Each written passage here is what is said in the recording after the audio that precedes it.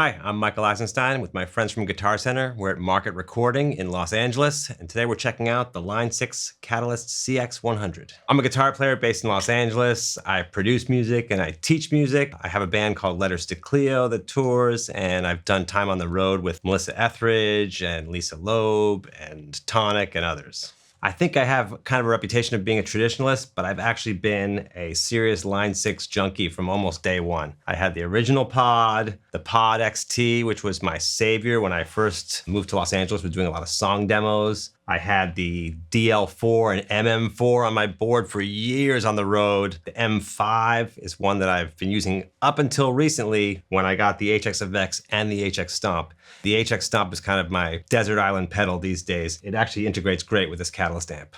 Today we're looking at the Catalyst CX100. It's part of the larger CX family with the 212 CX200 and the 112 CX60. They've updated the look of it with new grill cloth and piping, and there's some great new effects options and additional amp models. So now you have the 6 categories, Group 1 and Group 2, so you have 2 options in each category. As for the effects, formerly you would have reverb plus the effect of your choice. Now you can have any 2 effects you want in either order. All these new features will be available as a firmware update for the existing Catalyst users. So I mentioned earlier that I use my HX Stomp all the time and the amp models in that for home recording. One thing that I do find with that pedal is sometimes there's just too many choices. I could see myself using this Catalyst for home recording having just 12 amps to choose from. You know, if I know I want a Voxy kind of sound, I go over to Chime and then it's A or B and I can start playing. All right, so now let's one by one take a listen to the new amp sounds. There's lots of demos out there of the existing Catalyst amps. These are new sounds from the Helix collection, and let's go through them. We're gonna start with the clean setting, and again, I'm using Group 2, so that'll be the new model in the clean category.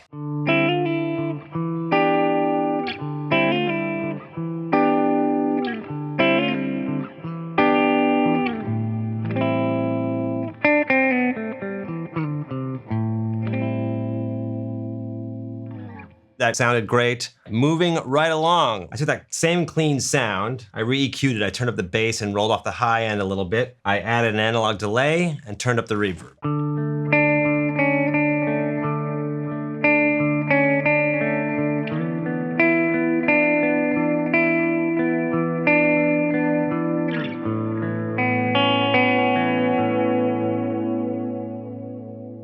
First, we heard that really clean example, sounded great. Line 6 has always done clean sounds well. I wanted to add some effects. It actually inspired me to play different stuff, which is cool. Don't be fooled by the pedal board there. We'll be using that later, but all the effects came out of the Catalyst amp itself. It's really cool. We're gonna move down the line to our boutique setting. We're still on Group 2, so this will be the new boutique amp, and let's see what it sounds like.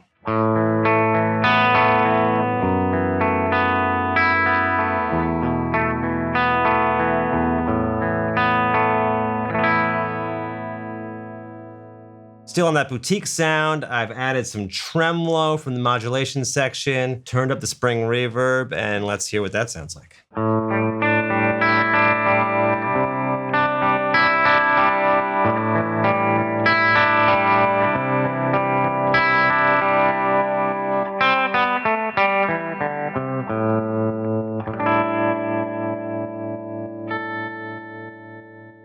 Now we're moving over to the Chime setting, again staying on the new Group 2 amps.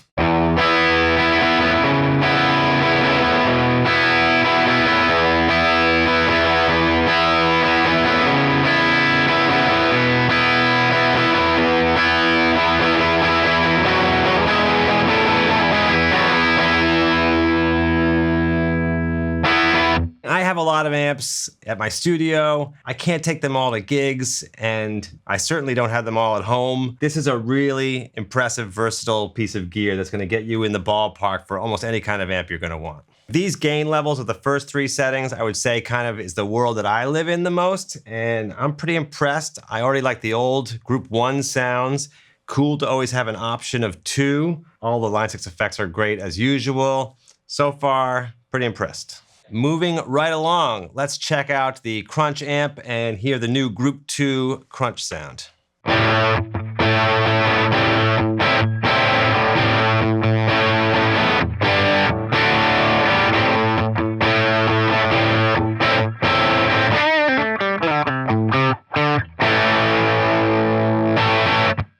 right, so I changed a few things up on that sound. I boosted the gain, and I added a hall reverb and a slapback delay. And there's an onboard boost on this amp that is tailored for each specific amp type. I've noticed that it's making a little bit of noise, so I'm going to show you how it has a great built-in noise gate.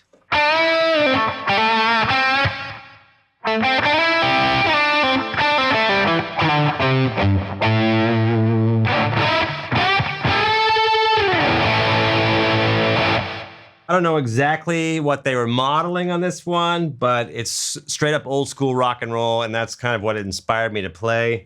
I was kind of living in that AC/DC world on the first track, and then a second piece, when I added the delay and feedback, I got kind of classic rock bluesy vibes. All right, ready to get dynamic, everybody? Here goes. We're on the dynamic setting, still on group 2. Here's what it sounds like.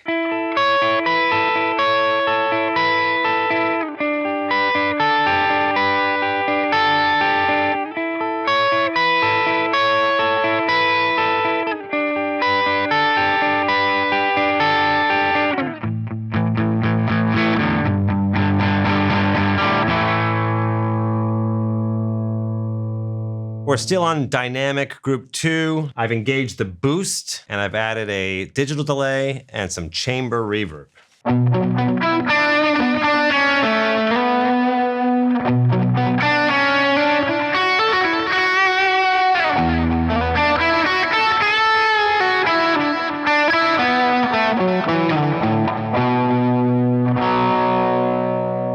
Apparently the dynamic amp settings are applying separate saturation to the low and high frequencies, giving a more complex tone. I enjoyed it the best when I was soloing with the boost on and all the effects.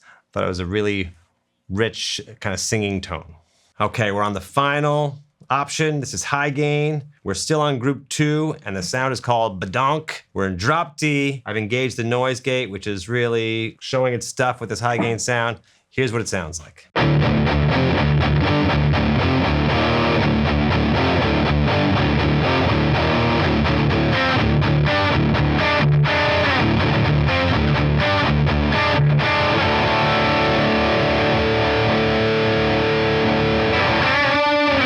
Not being a real metal player, I'm not an expert, but that sounded pretty dope to me. Super high gain, tons of low end, and fun to play in the end of the day.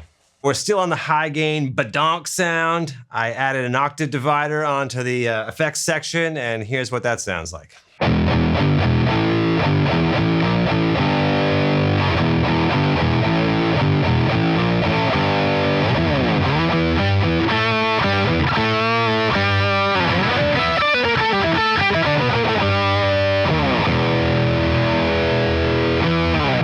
I rarely use an octave divider, but that was super fun. One time I had to play the song Fool in the Rain by Led Zeppelin at a concert, and I had my HX Stomp ready with the blue box setting, but this was super thick and kind of reminded me of Soundgarden a little. I liked it. So there's a cool way you can use the effects loop on this amplifier.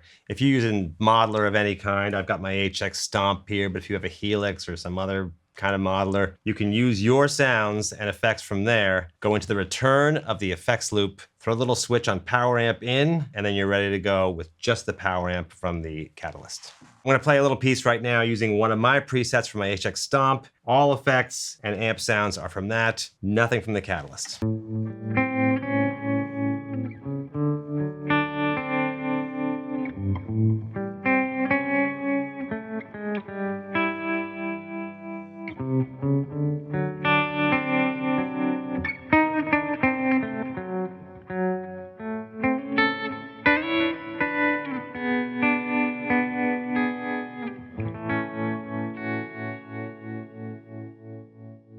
All right, so I've got my little pedal board here set up with the 4-cable method. I've got the HX Stomp in the effects loop with a boost, a delay, and a reverb on it. I'll play that, then I'll kick on my Keeley DCR for a little drive about halfway through. And of course, with an effects loop, the repeats will be going clean even when a distortion kicks on.